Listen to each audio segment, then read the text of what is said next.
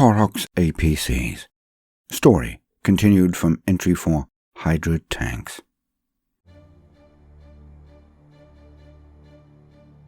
The skies above the planet burned, like the clouds were made of lava, and when they opened on the surface below, they hurled down blood.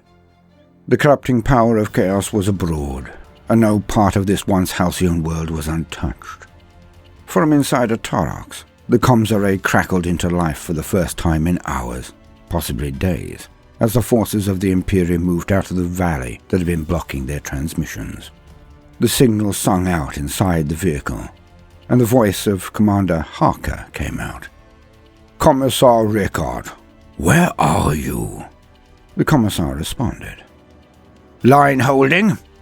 "Yes, but that does not answer my question, old friend. Where did you take the Ogrins?" "Well, I bumped into the 3rd Mechanized. Seems that they were at a loose end as well." "We've not had contact from them in 2 days.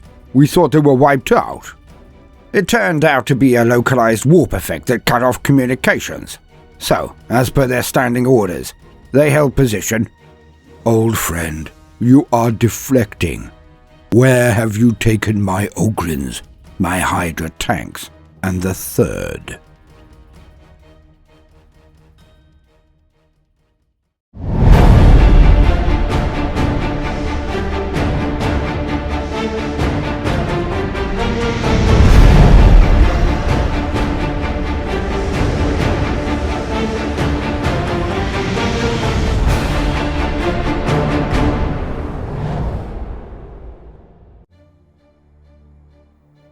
Commissar Rikart was now in the lead TAUROX APC as they charged across the ash plains towards the high city, at the very heart of the invasion.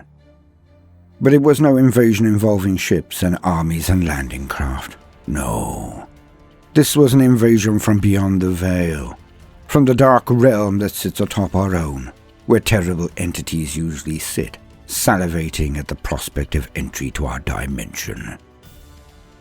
They were denizens of the warp, fell beings of anger and violence and pain, things of the realm of the blood god Khorne. They had been summoned by some inept who thought he could control them, could bend the legions of hell to his will. And in the very first second they were invited into our world by this hedge witch, this power broker without the slightest conception of what he was unleashing on his own planet. He was brutally slain, consumed by the very beings he had summoned to do his bidding, to exact his revenge on the people who had, in his mind, forced him to this death. The ancient ritual he had performed tore a hole in reality, and through it they burst, and they kept coming. An endless torrent of claws, barbed swords, teeth, and terror. And from that initial sight they swept out across the globe, bringing war and torment and death to every quarter, every continent, every city. But here was where it had begun. So here was where the forces of chaos had to hold.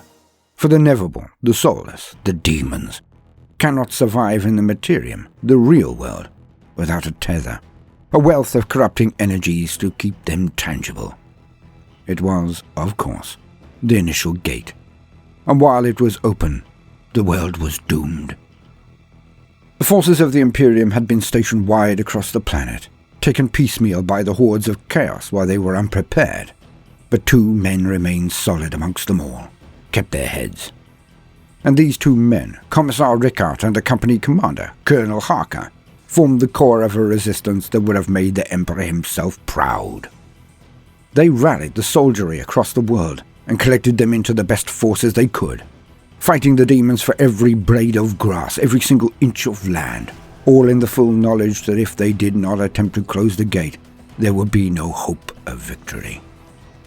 After days of incredibly vicious fighting, casualty reports that would have made any military man wince, the crux point had been reached. Closing around the high city that seemed to be the point zero for the invasion, they were fought to a standstill. The garden settlement was tested to the point of collapse under the pressure of endless waves of never-born horrors coming out of the hive. All had seemed lost, when a greater demon of chaos, a bloodthirster of Khorne, led a push It was the moment of truth. Commissar Rikart took the field and led the Ogren column in a doomed attempt to slow the onward rush of the beast. But none expected him to be victorious, not even his closest comrade, Commander Harker. The demon and its minions fell on the Ogrens with abandon. But then, a miracle happened. For the Emperor himself intervened at this crux point, and the black-armored spectral sight of the Legion of the Damned appeared out of nowhere. Fire-wreathed marines, firing bolters that fired rounds of light and fire. They stood before the great demon and concentrated their fire upon it. And from the jaws of certain defeat, the way was suddenly clear. The demon had been banished, its horde smashed by the hand of the Emperor. But just as swiftly, they were gone. Nobody actually saw them go, where or how. All just knew that these spectral warriors had done their part, and then returned to the Emperor's side. Rikart saw the demons had not given up yet, and sent a sky full of screeching furies to take revenge. But it was then that Rikart and his Ogrens were saved again, as Harker's dispatched reserves took up position around them. Hydra tanks, anti-aircraft vehicles. They diced the oncoming waves of flapping horrors to such an extent that the things wheeled on their wings and fled back from whence they came. Making the most of the unexpected fortune, Rikart had moved forward with his Ogrens and the attached Hydras. He soon discerned that there was a clear path to that hive itself. The chaotic battlefield was a mess, but one that favored the Guard just this once. Without the central will of the bloodthirsty demon to direct its minions, they were just beasts of unbridled fury, which meant that they did not act as an army. Nobody was in charge, so none of them saw that this one causeway towards the very beating heart of their new one realm was open. Rikart had advanced cautiously, but slowly, as the Ogren, despite their prodigious size and stride, were difficult to mobilize. Rikart cooed and encouraged them forward like a father, but it was slow going. The gap would be closed soon enough, just by the amount of warped scum that were appearing through the gate. Rikart had to exert every iota of his willpower to not blaze at the cumbersome beings he led. It was taking too long. It was then that they turned into one of the smaller valleys that led up to the vast hive, and found yet another miracle. For the 3rd Reserve Company was alive, battered and beaten, but bravely holding the ground that they had been instructed to take, despite not having contact for over 2 days with Colonel Harker. A localized phenomena, a warped disturbance in the atmosphere that had negated all communications. It left them with their orders, and the sinking feeling that they may well be the only formation remaining on this world. Most of the elite fighting men of the Third Born had been slain holding, but their vehicles, their TAUROXes, were intact. Without a second of hesitation, Rikart commandeered the whole formation and all of their transports. It was now or never. It took far longer than Rikart liked to get the childlike Ogren into the vehicles, but it was eventually done, and Rikart took off toward the hive at top speed. In the TAUROXes, this was as fast as one can get outside of a Valkyrie airlift. It was only when they broke the cover of the valley that their comms array sparked into life. The signal sung out inside the vehicle, and the voice of Commander Harker came out. "Commissar Rikart, where are you?" The Commissar responded. "Line holding?" "Yes, but that does not answer my question, old friend. Where did you take the Ogrens?" "Well, I bumped into the 3rd Mechanized. Seems that they were at a loose end as well." "We've not had contact from them in 2 days. We thought they were wiped out." "It turned out to be a localized warp effect that cut off communications. So, as per their standing orders, they held position." "Old friend, you are deflecting. Where have you taken my Ogrens, my Hydra tanks, and the 3rd? "I am less than 2 clicks from Pandora Hive. Harker, there isn't a man-jack or ball of claws and teeth between me and that wall." "By the throne, and he who sits on it." "How?" "You got it in one. By the throne, and he who sits on it." "No time for chit-chat, Harker. Can you do anything to draw their attention? Anything at all to reinforce us?" Yes, we will draw their eye, old friend. Get in there, Commissar Rikart. End this. Emperor willing, Rikart out. With that, the commander turned to his staff and gave but one order. A single barked command that rang out across every vox in the army. Full attack! And with that, across a front of over 50 kilometers, the men and women of the guard got up from their trenches and bunkers and hardpoints and charged the horrors from the warp. If that would not draw their eye, nothing would. Rikart looked at the hive from across the plain. He took out his magnoculars and concentrated on the huge walls in front of him. After a period of adjustment, the stark relief of what was happening hove into his view.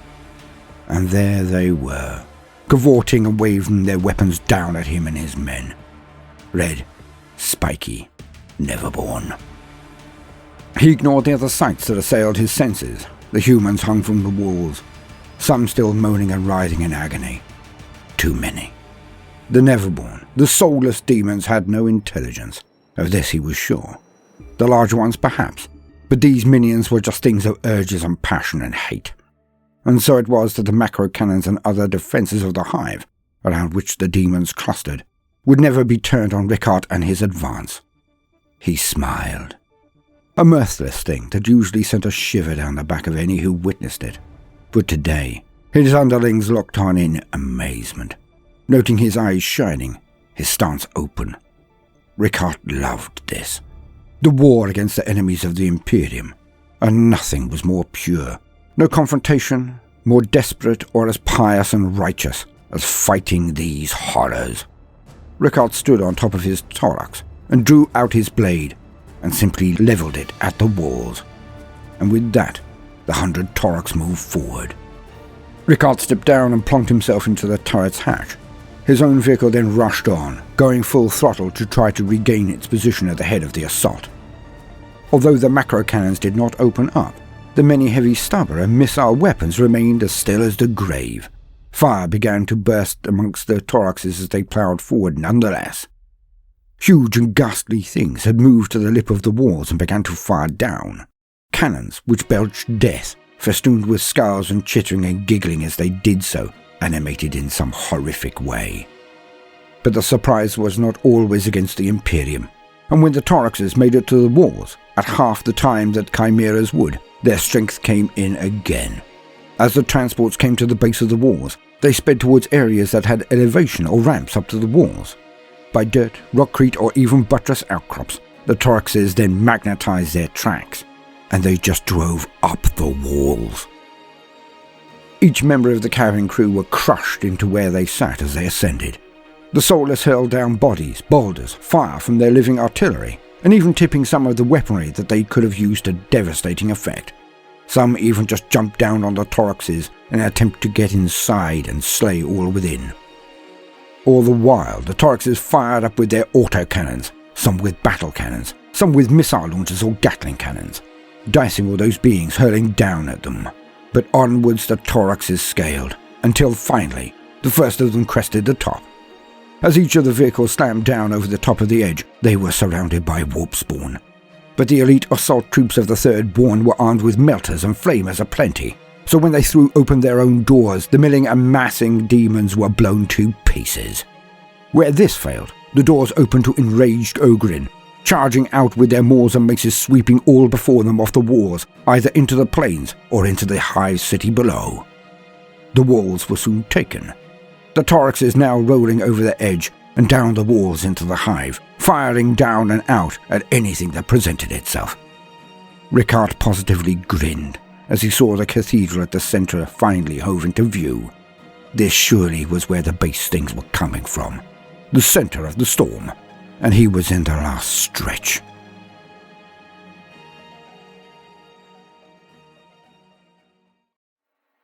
And now, it is time to forge the narrative. You decide what happens next. 3 options for our gallant Commissar, Rikart, and the warriors of the Third Born mechanized and their Ogrin passengers. Option 1. Rikart leads his men to the centre of the hive and the cathedral and takes it down. closing the Hellgate. It's Miller time, and everything will eventually smell of roses again. Perhaps something more grimdark? Option 2. The forces of chaos will not be caught napping. They are aware of the danger, and a new beast, a new monster, will take command and try to prevent this ragtag cadre of Imperials from reaching and closing the gate. It could get very rough for Rikart and his motley crew. And the last one. Option 3. The poor forces of the Imperium have been waltzed into a well-laid trap. Rikart is the target, and his men only the aperitif. For there are few things more potent than to sacrifice a veteran warrior of the Imperium of the caliber of our Commissar.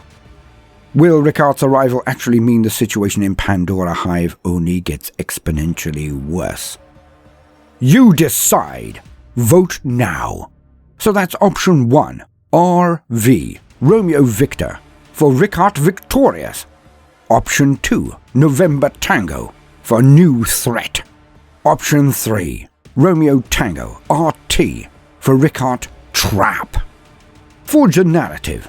Vote in the comments section at the end of this video. Please do try to make your vote in capitals and on a separate comment to any messages or suggestions, as this will greatly ease my ability to count the results when the time has come. Forge the narrative. You decide.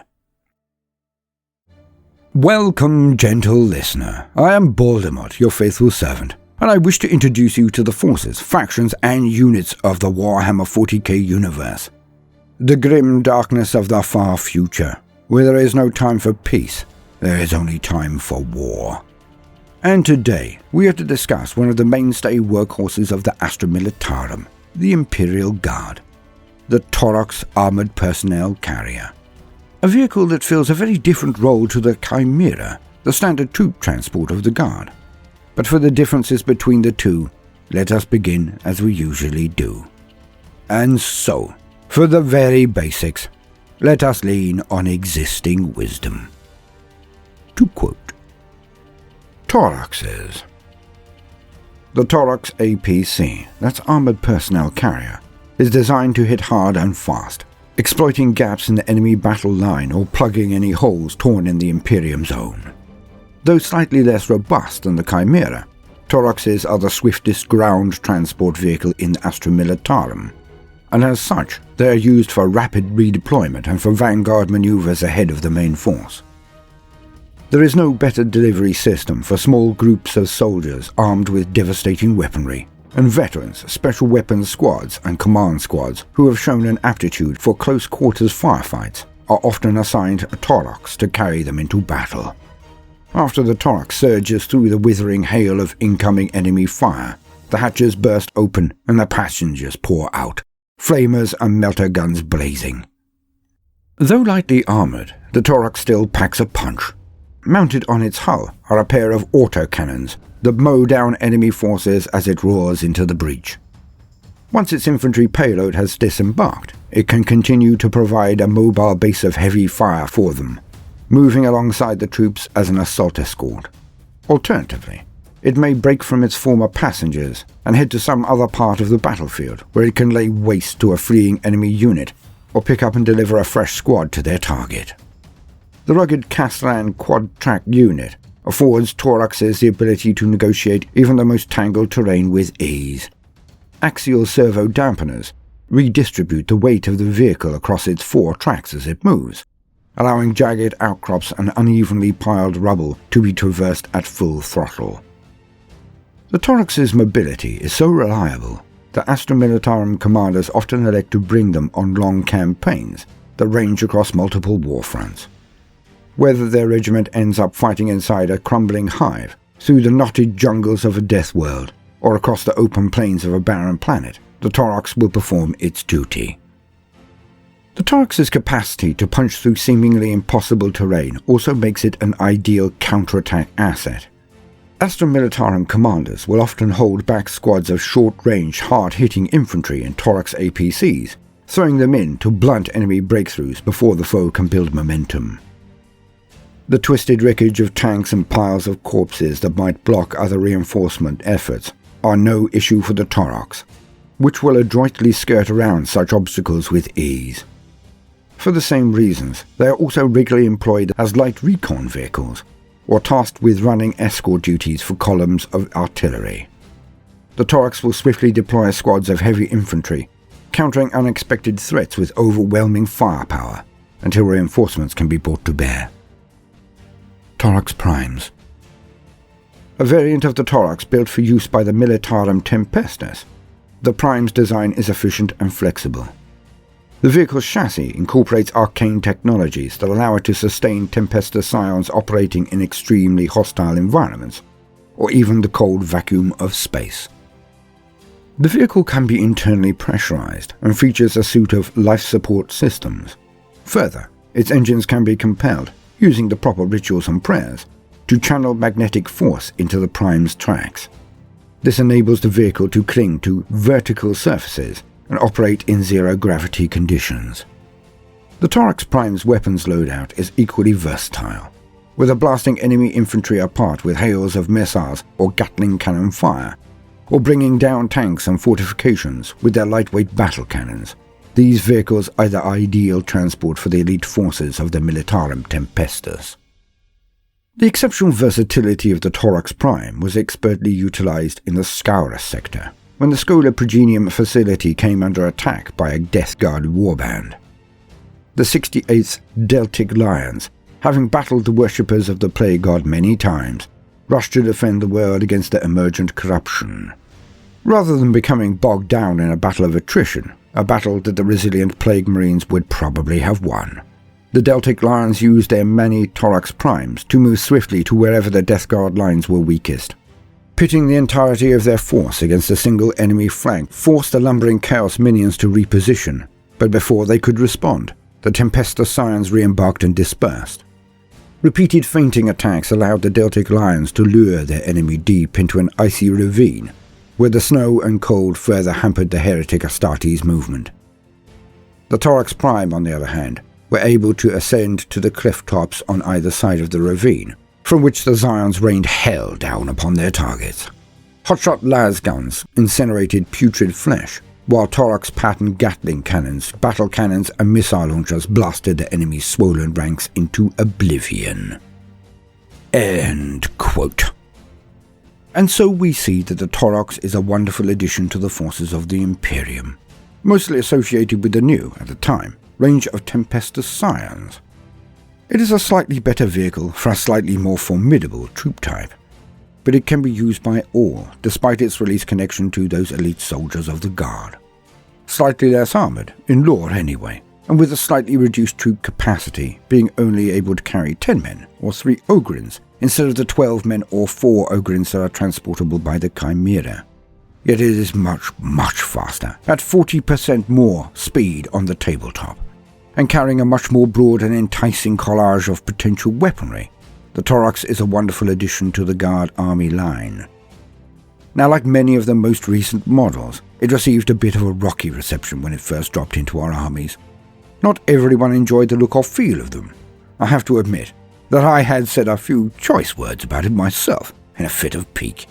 But that is a trial of fire that all models must go through when they deviate from the existing vision and aesthetic of an army. Basically, they looked new and looked odd, so many did not want them. But now that they have had a few years to bed in, to be accepted, these mighty APCs, with armament that can make them more like tank, are taken for granted by most, and it has been a long time since I have seen anyone raise an eyebrow at their deployment on the field of glory. It goes to show that sometimes it is not how good or bad a design is, but how much it challenges the existing vision of the army that can be the wellspring of discontent. Sometimes growth can only come from risk, taking the risk of being a bit more different or left field of people's existing tastes in a line. Sometimes it can be an unmitigated disaster, although most models will have their detractors who will trumpet this statement to the high heavens. But if the design department at GW are to keep things fresh, while adhering to their own rules of aesthetic and utility, then they will have to take these risks. Because sometimes you do not know that you wanted something, that you could love something so removed from your expectations that this level of risk is required to create truly brilliant and staggeringly innovative models. So if you see something that challenges you, your love of the game feel, the army you have, then always try to step back. Enjoy the immediate reaction. Rant to yourself or friends if needs be. But always know that in just a few weeks, days, months or years, that the strange or initially repellent new hotness that you abhor could very well become your prized unit one day. Centurions. I despised them, but now I adore them. And the same could happen for you. And if you see something that you know you will never ever love, then at least attempt to contain yourself. Say, okay, they may have fudged this one up, but keep at it, you GW goblins. Because innovation is difficult, can be a mistake, but it can also be oh so much more rewarding than playing it safe.